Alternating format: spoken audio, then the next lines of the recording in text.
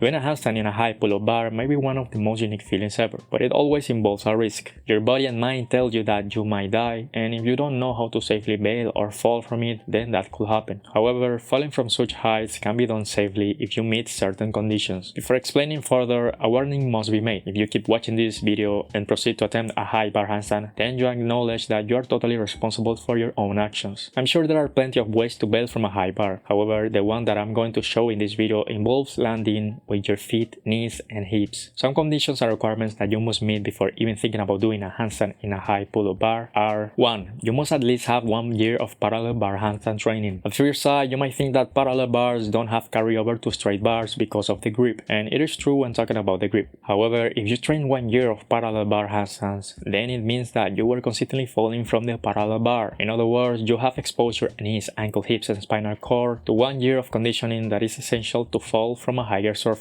2. You must not have any current injuries, and if you have any serious or chronic injury in your spinal cord, hips, or knees, then I will advise to either give up or increase the parallel bar conditioning to 2 or 3 years. 3. Make sure that the floor is not made of concrete. This one is common sense. Most parks are made of some soft material that absorbs impact. 4. Make sure you don't have anybody really close or in front of you when doing the straight bar handstand or bail. You don't want to fall on them, especially kids. Many times they have no sense of self-preservation. 5. Make sure you don't fall frequently. If you are very concerned about injuries, then limit your high bar handstand related training to once every 2 or 3 weeks. You don't want to fall 2 days per week. What makes some training injury likely is the volume and the frequency you do it. Tendons and ligaments recover more slowly than muscles. How do you bail? If you feel like you are falling 100% of the time, it will be towards the direction of your back in the handstand. In other words, forward. To make it simple, we are going to simply say the direction of the back. If you were to fall towards your stomach, you will simply default to a straight bar deep position. The danger comes when falling towards your back. When you feel that you're losing control and falling towards the direction of your back in a handstand, it means that by the time you feel that, your legs are already leaning towards that direction. You either bail and fall or try to redirect your hips and legs with your hands as much as possible. Depending on the degree of leaning of the legs, trying to adjust the handstand becomes harder. In that case, falling becomes indispensable. What you first want to do is to choose a hand, either your right or left hand. I default to my left hand. Choosing your hand is important because it determines the direction your body is going to turn to. If you choose your right hand, simply adjust everything accordingly. If you choose your left hand, as you feel that you need to fall towards your back, you will release your right hand. You will keep holding the bar with your left hand. As you fall, turn your body to the direction of the hand you chose. In this case, the left hand. Turn towards your left side and face it as you keep falling. Finally, release your left hand from the bar and land into a bottom squat or deadlift position to absorb the impact. The first body part that should touch the floor is both of your feet. Your feet should be on tiptoes, and after your legs land, you can use your fingers and hands as support. Intuitively, you can think about it as a Spider-Man position. If you choose your right hand, then keep the right hand on the bar, release the left, and turn to the right. It might sound complicated to do all of that simultaneously and at the right order, but it's very instinctive. The reason why it is important to choose a hand is because it will determine not only the direction you will turn to, but it will also be the hand that allows you to give support and guide your fall. A few things to have in mind is to bail when your arms are as straight or extended as possible, because the length of your arms give you a bit of time to guide your fall. If your arms were bent, then you wouldn't have time or control to guide your fall, and the risk increases. Once you choose a hand, you shouldn't change it, because if you change the hands, then you will change the direction you need to turn to. In order to decrease risk, you need to decrease randomness, and for that to happen, you must bail always the same way. Another reason why you should stick to the hand you choose to is because your body will always use the bail it is the most used to. Even if you don't want to bail a certain way, your body will default to what it already knows and has practiced. You might have noticed this, but this kind of bail is the one that most people default to on the floor. If you're watching this video, you probably already did it on the floor. The floor should be the first place to practice. Then you should practice the fall on a straight bar that is at the height of your waist or knees. After a month of practicing at that height, it will become very natural and instinctive. Then move on to a bar at the height of either your chest or your head. Maybe after that, practice at greater heights until you finally reach the pull-up bar. The lower the bar, the more practice and frequency you can do of the bail, which ultimately will condition your body to the fall. A big part of doing the straight bar is the fear of heights.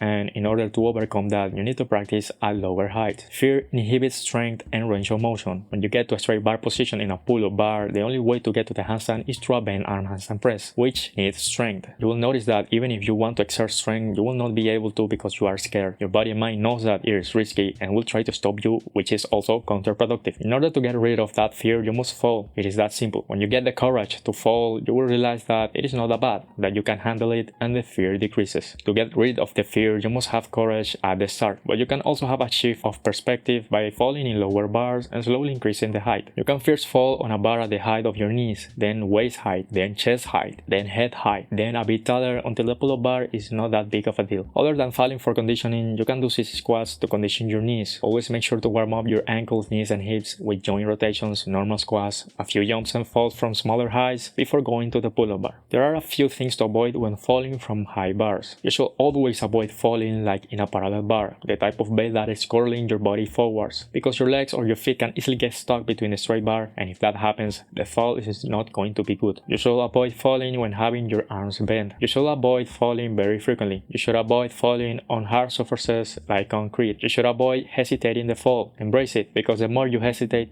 the more time you lose to turn your body and fall nicely. How do you know if your body is ready to fall from a pull-up bar? I have given an arbitrary number like 1 year of conditioning, but the truth is that the body doesn't adapt in a fixed time. The estimation will vary to each person and according to their training. A good rule of thumb is that if the fall no longer feels as taxing or impactful to your joints and overall body, then you can move forward to the next progression. If the falls from the floor handstand no longer feel as taxing, then go to the bar at the height of your knees and keep the pattern. Falling from high surfaces will affect the recovery you need and might also affect your nervous system. In cases where you need a fresh nervous system, try to avoid falling from high surfaces the day before. A good discussion that must be made is one of height and weight. The heavier and taller you are, the riskier it becomes, and the amount of time of conditioning probably also changes. In other words, lighter and shorter individuals like myself might need less conditioning than much heavier and taller individuals. Although you can also argue that taller guys don't need to face tall heights proportionally to their height, and their joints are also proportionally thicker. Once you know how to fall, then doing a handstand or handstand related stuff on a straight bar becomes more repeatable. Remember to never rush it and to always listen to your body.